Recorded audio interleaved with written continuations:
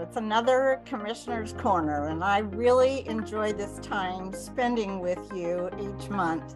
Okay, last month I had a special recording with Commissioner Judy Fitzgerald, who talked about the new mental health bills that have come about in the legislative session this last year of 2022.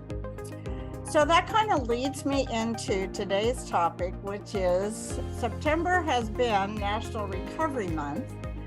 And as I was looking, I do a lot of thinking, especially I think about what it takes for someone who's in recovery to perpetuate that recovery and to be successful at it.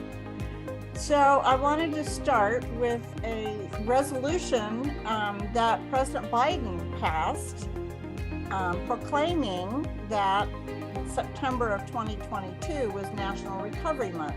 And part of that proclamation says, this National Recovery Month, we thank peer support recovery professionals, counselors, addiction specialists, first responders, scientists, family members, and everyone who works tirelessly to help our fellow Americans recover from substance use disorder.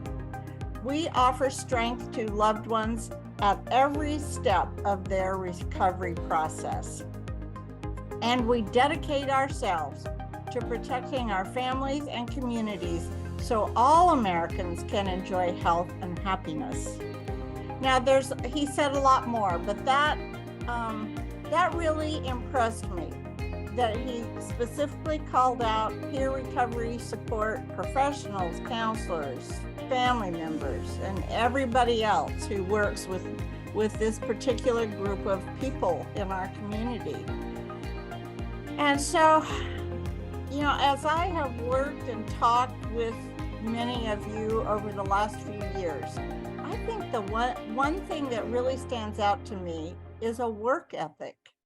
And so I did a little bit of looking on work ethic and what that means. First off, the definition itself is very interesting. The definition is the principle that hard work is intrinsically virtuous or worthy of reward. That word intrinsically means that it is virtuous and worthy to ourselves, that we don't need external people or situations to promote our recovery, that when we work hard, we feel good about it. Now, there's nothing wrong with getting recognition, believe me, from other people and support people, because that just sort of is the icing on the cake. But the real fundamental fact is it has to be done intrinsically. Recovery is not something you do for somebody else, it's something you do for yourself. So there are 5 attributes of people with a strong work ethic. First of all, they're reliable and dependable. That goes hand in hand with hard work and a good work ethic. Secondly, they're dedicated to the job. And the job at hand, which is a lot of hard work, is recovery. Third, productivity that doesn't quit. And I think that's just key when you're talking about recovery, because recovery is a lifelong process and it just doesn't quit. And you have to be committed intrinsically for that to continue. The fourth one is cooperation and teamwork. If you're in one of the accountability courts, you are finding that you must have some cooperation with the judge, with those assigned to assist you. And teamwork makes things so much easier when you can work with other peers, other people in recovery, that makes it so much easier because you have something in common and you're working towards a common goal. And the fifth thing is probably the most important, a self-disciplined character.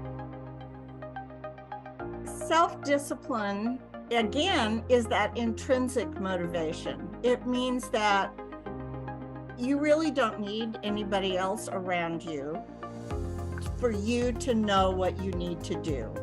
You may need other people around you to provide support and to help you accomplish your goals.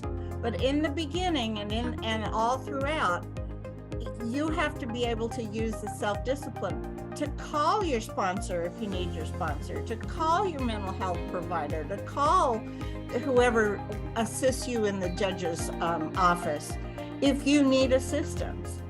That's part of self-discipline. Self-discipline does not mean doing it alone. It just means you have the tenacity to reach out to and get the help that you need because you are intrinsically motivated. I wish you the best this month, and I hope to see you in the near future.